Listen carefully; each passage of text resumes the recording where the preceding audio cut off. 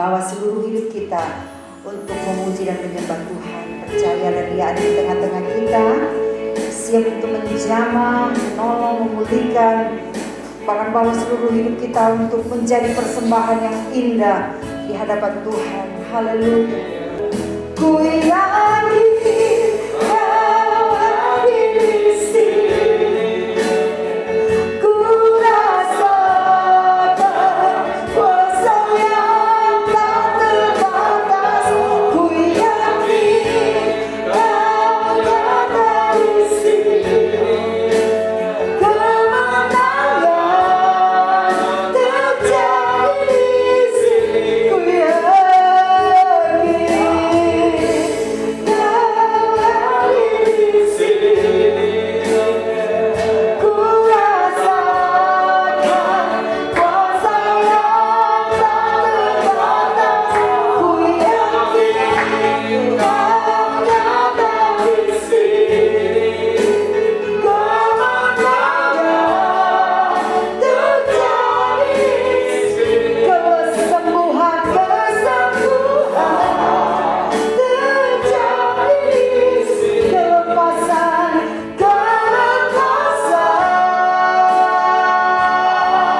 terjadi di sini. Haleluya, haleluya. Terima kasih Tuhan Yesus. Kami percaya kemenangan terjadi di tempat ini. Saat kami sudah datang dan tiba di rumah Tuhan, itu menjadi kemenangan juga bagi kami. Kami boleh datang untuk mencari Engkau. Terima kasih Tuhan, dan kami yakin kehadiran kami di tempat ini tidak sia-sia jika kami datang beribadah dengan sungguh-sungguh. Basuh, sucikan, kuduskan setiap kami, umat-umat-Mu, agar Tuhan Yesus pujian penyembahan kami boleh berkenan di hadapan hadirat Tuhan, dan nama Tuhan dipuji, dipermuliakan. Terima kasih Tuhan, bekerja dan hadir di tengah-tengah kami ya Roh Kudus. Kami siap untuk memuji Engkau lebih lagi, hanya di dalam nama Tuhan Yesus Kristus. Mari semua yang percaya sama-sama katakan amin. Haleluya. Puji Tuhan. Tuhanku maha besar, Tuhanku maha kuasa, Raja segala raja. Dia takkan tergoyahkan, Dia takkan terkalahkan. Dia hidup dan berkuasa. Seluruh namanya Yesus Tuhan Raja, segala kuasa tunduk dalam namanya. Dia luar biasa, perkasa mulia. Yesus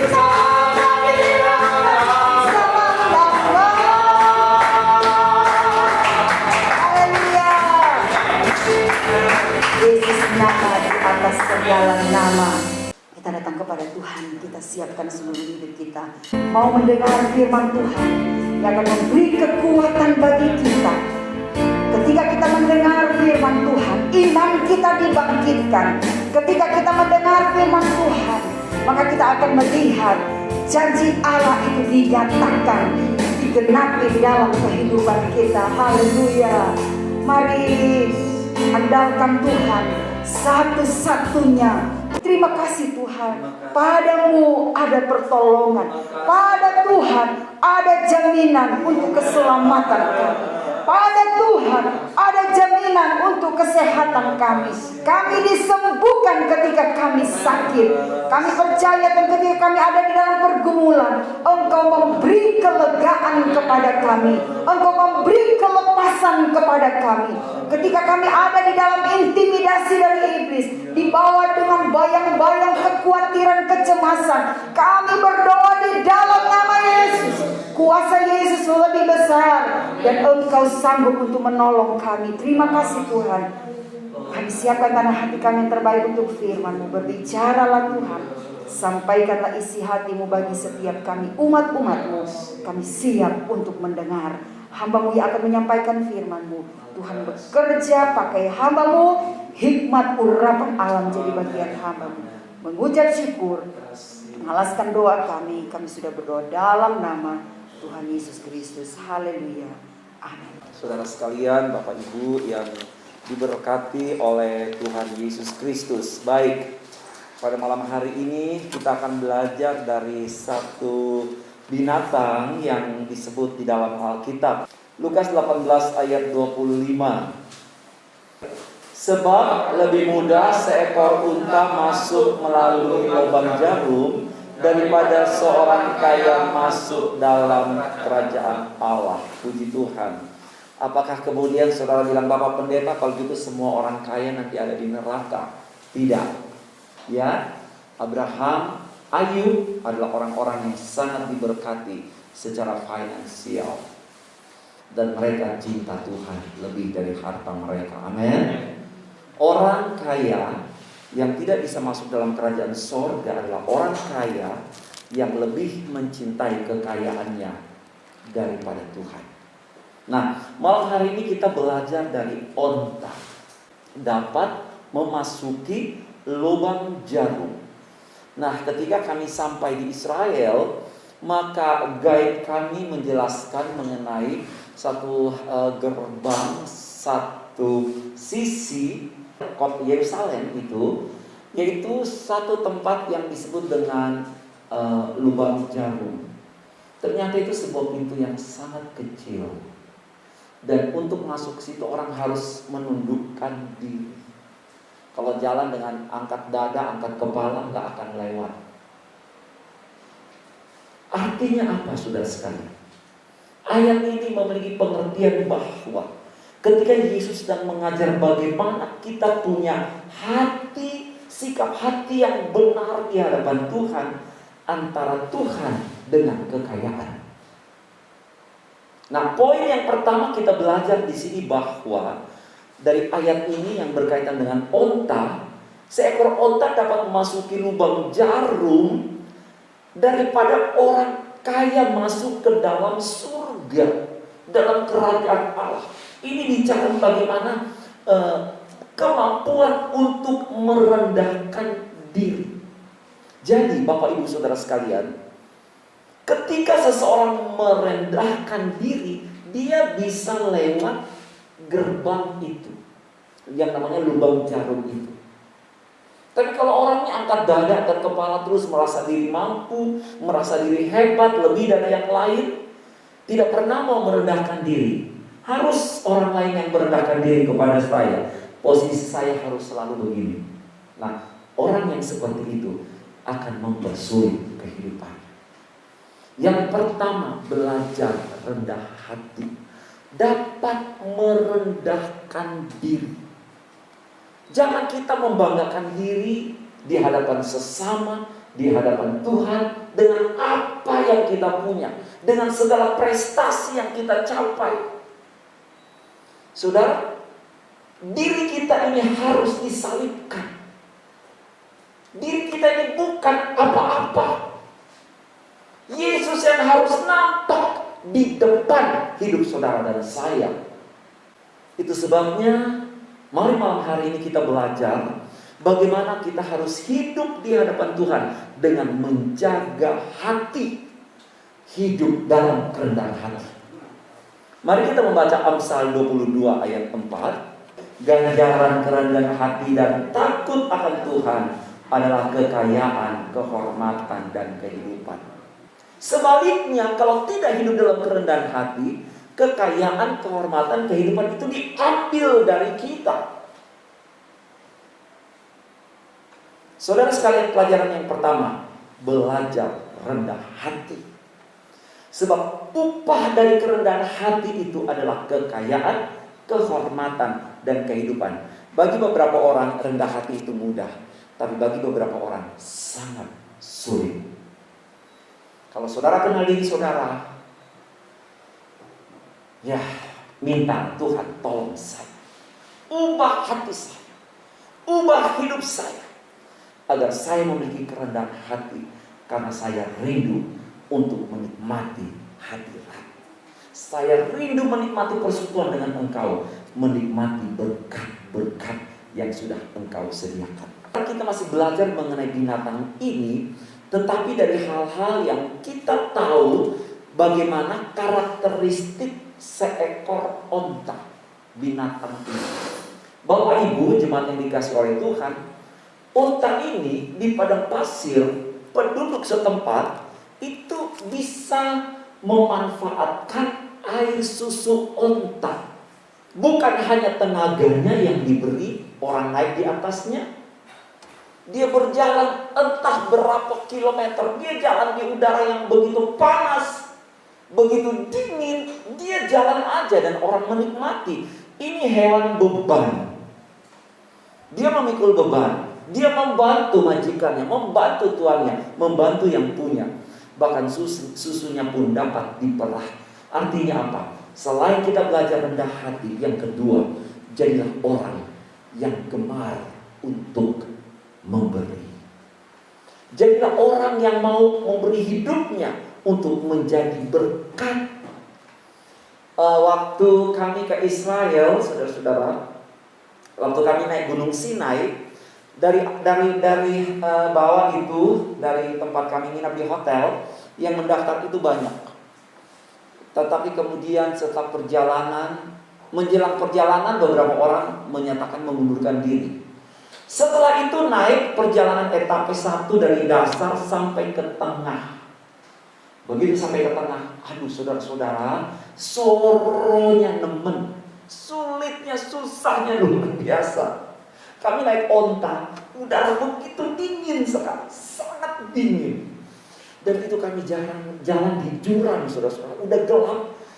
Baru kok kebetulan onta saya paling depan, saudara-saudara. Dan kemudian yang pemilik onta pertama dia masih pegang talinya. Kita rasa nyaman bukan? Onok gaib, onok sing tuntun. Suwe-suwe ditinggal. Lepas diucul, laku dewe, saudara-saudara. Onta itu jalan sendiri. Dan kok jalan saya di depan. Terakhir saya lihat, aduh itu jurang di pinggir saya. Ternyata tolong. Ngeri, saudara-saudara. Dan udah begitu, tapi onta ini jalan aja, dia santai aja. Dia sudah tahu jalurnya. Jadi luar biasa, dia punya daya ingat, memorinya kuat ya. Dia sudah tahu dia harus pergi kemana. Tanpa disuruh oleh tuannya, dia ngerti. Oh, Tuhanku mau aku harus seperti ini. Dan Bapak Ibu Saudara sekalian, saya ingat itu udara begitu dingin. Waktu turun, tangan saya, kaki saya, peredaran darah saya mungkin dari sini sampai ke kaki itu mungkin sempat berhenti mengalir beberapa menit. Sudah tidak rasa, kebas namanya, kebas. Dan sampai di pertengahan ada yang pucat seperti kertas, ada yang sampai tumpah-tumpah, ada yang hanya udah kelengar tidur begini aja. Aku nggak mau lagi, kata orang-orang. Sudah tantangan luar biasa. Akhirnya dari sekian banyak yang naik ke atas hanya 4 orang, saudara-saudara. Dan saya bersyukur sekali kami bisa berdoa di puncak Gunung Sinai. Saya membayangkan, aduh Tuhan, di sini Musa waktu itu, ya kurang lebih seperti itu. Nah, ini bukan tentang saya, tapi tentang onta. Kembali ke onta ya.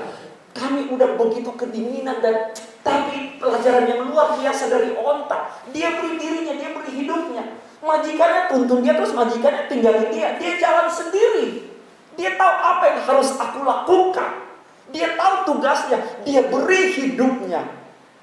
Mari menjadi seperti seekor onta binatang ini, yang hidupnya dapat dipakai, yang dapat memberi apa saja yang dapat dia beri kepada majikannya. Majikan kita adalah Tuhan. Apa yang dapat kita beri bagi Tuhan untuk menyenangkan Dia? Amsal 11 ayat 25. Siapa banyak memberi berkat, diberi kelimpahan. Siapa memberi minum, ia sendiri akan diberi minum. Rupanya ini adalah satu takaran dari kerajaan sorga. Ini hukum-hukum, undang-undang, peraturan kerajaan sorga. Dan ini akan dipenuhi dalam kehidupan orang-orang yang percaya dan melakukannya. Ayat 24, Amsal 11 ayat 24, kita baca bersama ya. 2, 3. Ada yang menambah harta tetapi bertambah kaya. Ada yang menghemat secara luar biasa namun selalu berkekurangan. Lah, salahnya di mana?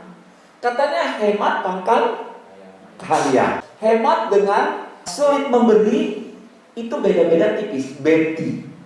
Hati-hati saudara sekalian. Tidak terkecuali siapapun kita malam hari ini, kita sedang diajar, belajar bagaimana kita memberi diri kita untuk berjalan dalam terang firman Allah. Memberi seperti seekor unta. Dan firman Allah berkata, akan diberi kelimpahan. Siapa memberi minum, dia sendiri akan diberi minum. Ketika saudara memberi, maka saudara akan menerima. Kita belajar dari binatang unta pada malam hari ini. Mari belajar hidup kita ini berguna bagi Tuhan dan bagi orang lain. Puji Tuhan. Berikutnya saudara sekalian, unta ini hidupnya di mana? Padang pasir, ya. Orang-orang di sana memakai baju yang panjang dan tutupan. Oleh karena embusan tiupan pasir yang begitu keras akan menerpa mereka, kulit mereka, sehingga mereka mengenakan baju yang panjang melindungi diri mereka dari terpaan pasir, apalagi pada badai. Jadi itulah style gaya hidup orang-orang di sana, di padang, orang-orang padang gurun, orang-orang padang pasir. Nah, onta hidup di situ. Dan yang saya baca saudara sekalian, onta itu diberi kelengkapan oleh Tuhan sehingga onta itu memiliki satu selaput.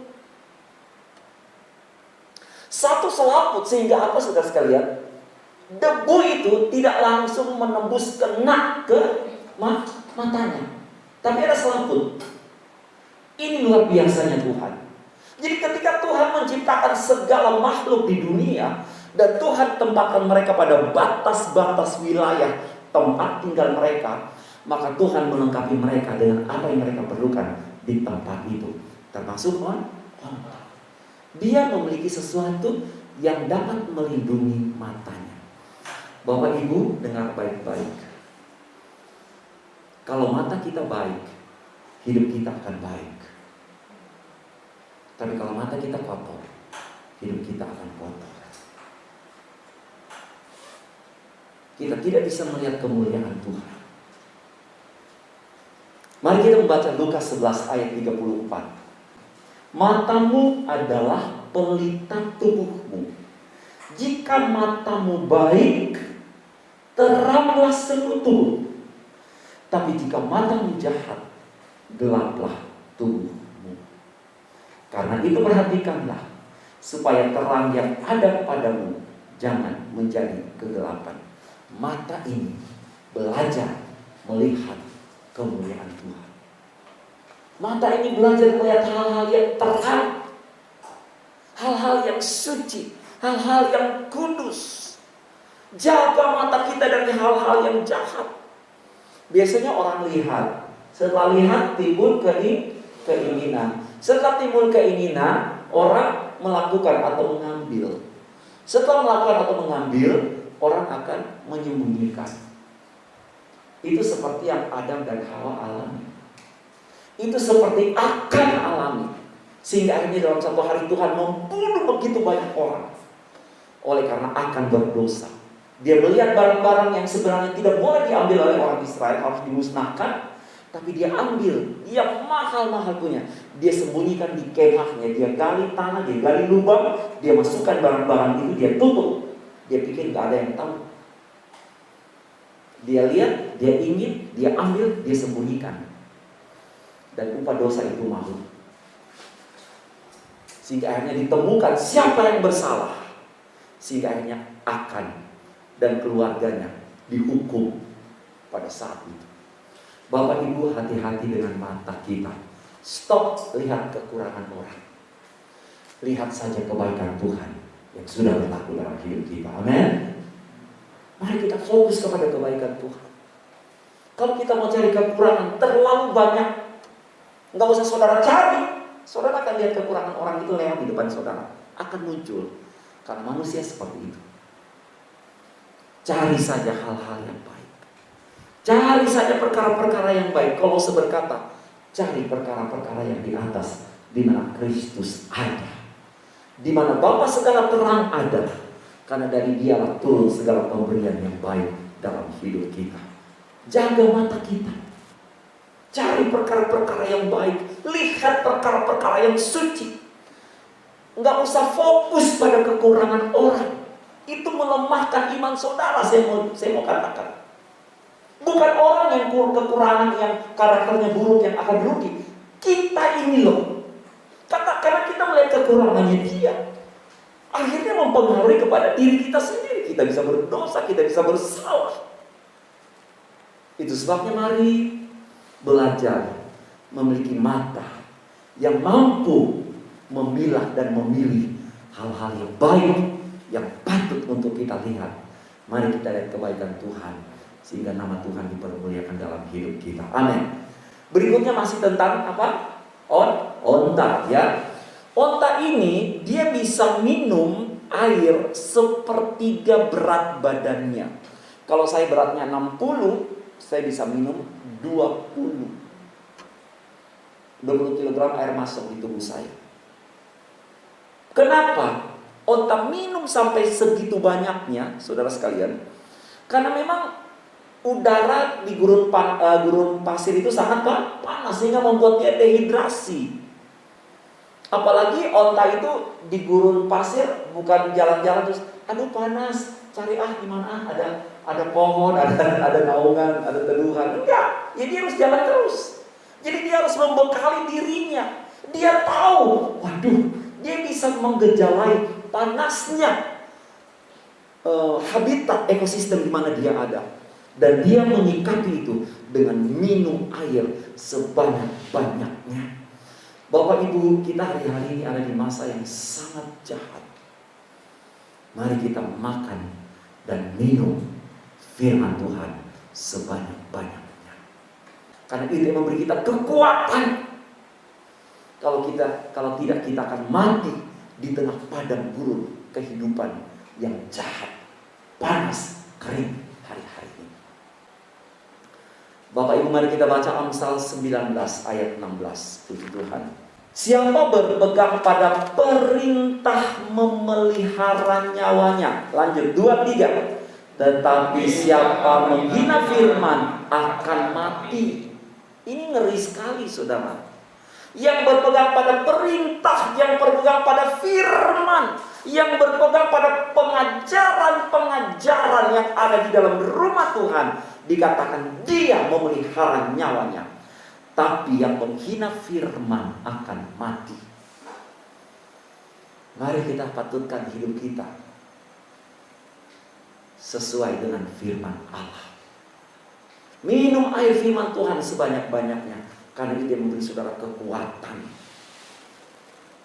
Kekuatan di dalam segala sesuatu.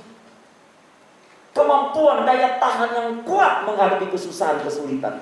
Seorang ibu, dia bilang waktu dia kena COVID, rasanya, katanya COVID itu memang menyerang orang dengan rasa takut. Karena sendiri kan diisolasi. Kalau kita sakit berat begitu, terus ada orang bareng sama kita, enak kan? Ada kontak fisik, artinya di sebelah kita. Tapi ini kan sendiri, hanya bisa lihat orang dari video aja. Dia bilang, apa itu ketakutan yang luar biasa. Tapi pada malam hari itu, dia berkata, ketika dia tidak bisa tidur, dia mulai ingat firman. Dia ingat firman. Dia ingat itu firman Allah. Dia mulai ucapkan firman Tuhan apa aja yang dia ingat, dia ucapkan itu. Dan itu adalah terapi yang luar biasa, sehingga dia menerima kekuatan dari Tuhan dan mujizat terjadi. Padahal ibu itu asma berat, saudara-saudara. Bolak-balik masuk ke rumah sakit karena asma. Dokter bilang 1 kali lagi kena, lewat. Dia kena, saudara-saudara. Tapi tidak lewat. Yang lewat COVID. Karena apa? Karena saya tahu ibu itu punya kekuatan yang luar biasa mengkonsumsi firman Allah, sehingga firman Allah itu memberi kekuatan di dalam dia. Amin.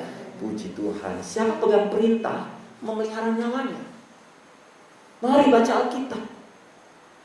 Mari baca firman. Karena apa? Membuat kita kuat di dalam Tuhan. Haleluya. Amin. Puji Tuhan. Berikutnya saudara sekalian, kita akan lihat bahwa masih mengenai onta, beberapa poin yang terakhir. Onta ini dia tahan di gurun pasir. Gurun pasir itu suhunya bisa mencapai 55 derajat Celcius. Kalau ekstrim lebih dari itu. Lebih dari itu. Dan kalau malam dinginnya banget, dia bisa tahan juga. Artinya onta ini dia punya kemampuan diri untuk beradaptasi ketika lingkungan baik, ketika lingkungan tidak baik, bahkan lingkungan sama sekali buruk. Dia bisa bertahan di situ. Bapak Ibu, ini bicara apa? Kita harus jadi orang Kristen yang tahan menghadapi tantangan dan penderitaan. Pengalaman hidup apa hari-hari ini membuat saudara mengalami susah? Ada penderitaan-penderitaan yang kita hadapi. Kita harus kuat, tahan di dalam Dia. Bertahan lewati proses. Bertahan lewati masalah-masalah kehidupan. Mari kita baca Yakobus 1 ayat yang ke-12, saudara sekalian. Yakobus 1 ayat yang ke-12. Demikian firman Allah berkata, berbahagialah orang yang bertahan dalam pencobaan, sebab apabila ia sudah tahan uji, ia akan menerima mahkota kehidupan yang dijanjikan Allah kepada barang siapa yang mengasihi Dia. Amin. Tahan dalam penderitaan. Amin. Tahan dalam ujian, tahan dalam pencobaan.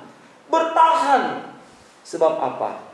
Akan ada masa di mana kita menikmati sukacita yang luar biasa dari Tuhan. Mari tahan penderitaan. Jangan gampang ngeluh. Jangan gampang ngomel. Jangan mudah untuk bersungut-sungut. Jangan seperti itu. Ganti perkataan kita dengan ucapan syukur. Ganti perkataan kita dengan perkataan-perkataan yang optimis. Ya, banyak orang ketika menghadapi tantangan, mereka bersungut-sungut seperti orang Israel. Tapi Tuhan berkata pada malam hari ini, bertahan dalam ujian, sebab kita akan menerima mahkota kehidupan yang dijanjikan oleh Tuhan kepada barang siapa yang mengasihi Dia. Aniaya, ancaman. Sekarang kita sudah memasuki di mana meterai kelima dibuka, yaitu jiwa-jiwa yang mati oleh karena iman mereka kepada Tuhan, oleh karena kesaksian mereka. Tapi mari kita bertahan setia dalam Tuhan sampai langkah yang terakhir. Amin. Berani pikul salib. Berani pikul salib. Seberat apapun penderitaan, berani pikul salib, karena kita tahu di ujung perjalanan kita ada kemuliaan Tuhan. Amin. Saya tidak memperpanjang kebenaran firman Allah, Bapak Ibu Saudara sekalian. Mari belajar seperti onta tadi, ya, belajar rendah hati, belajar memberi hidup yang berkontribusi bagi Allah, bagi orang lain. Jaga mata kita, kemudian konsumsi firman Allah dengan memadai. Dan walaupun saudara dalam penderitaan, pikul salib, sebab Tuhan akan sertai dan memberi kekuatan kepada kita.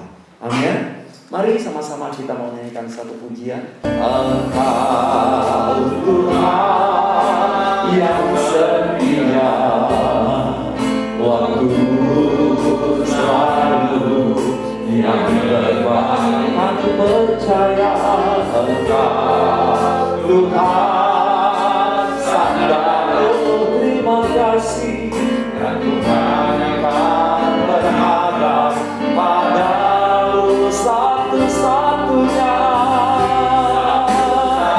Dia akan menjaga, Dia akan menolong, Dia akan melindungi.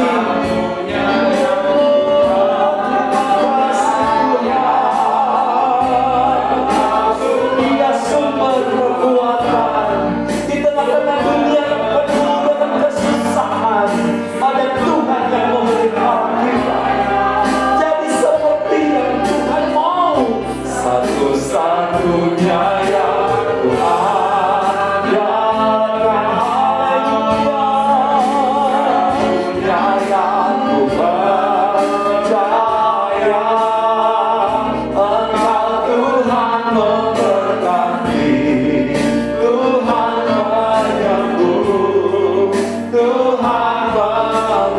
yang Tuhan memberkati. Haleluya.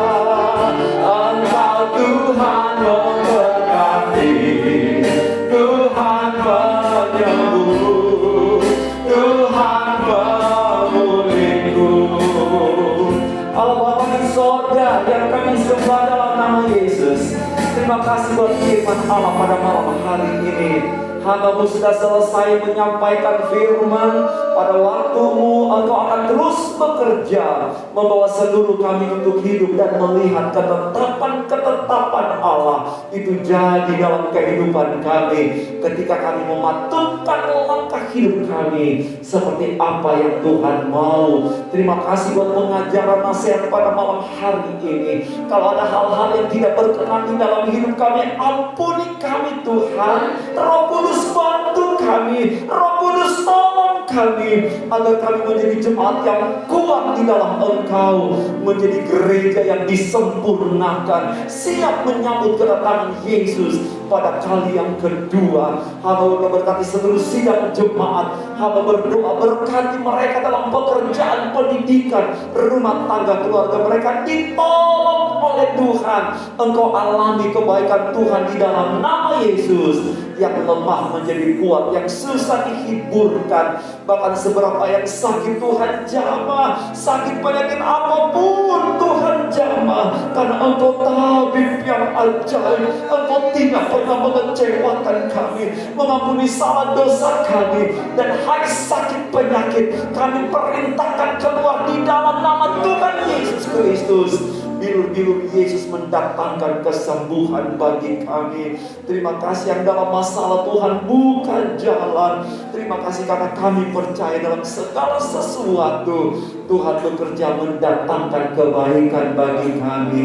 Seluruh pelayan yang sudah berdiri melayani pekerjaan yang kudus, Tuhan berkati urapan baru menjadi bagian mereka. Bahkan kami pulang bersama dengan Tuhan yang sudah membawa hati hidup mereka, yang membawa korban persembahan mengembalikan milik Allah. Tuhan berkati berlipat kali ganda dalam nama Yesus. Yang berulang tahun sepanjang minggu, Saudara Seo, Jonathan, Ibu Vera, Ibu Mesian, Tuhan berkati kekasih-kekasih kami, umur panjang, tubuh yang sehat, iman yang kuat. Berkati pekerjaan rumah tangga, pendidikan mereka, terutama mereka semakin cinta Tuhan dan menyenangkan hati Tuhan dan disenangkan oleh Tuhan. Terima kasih, berkati negara kami, provinsi, kota kami, sembuhkan dari pandemi corona. Kami mohon, kami berdoa, kami minta dalam nama Yesus. Kalaupun virus ini ada perlindungan dari Tuhan bagi gerejanya, bagi umat-Mu orang percaya yang hidup dalam takut akan Engkau. Terima kasih. Kami akan pulang Bapa, kenakan tangan-Mu dan berkatilah setiap kami. Kekasih Tuhan, pulanglah membawa berkat dari Allah Bapa, cinta kasih dalam anaknya Yesus, persekutuan dalam kuat kuasa Roh Kudus, yaitu dalam berkat nama Tuhan Yesus Kristus. Kami sudah berdoa dan mengucap syukur. Haleluya. Yang diberkati sama-sama kita katakan amin. Tuhan berkati.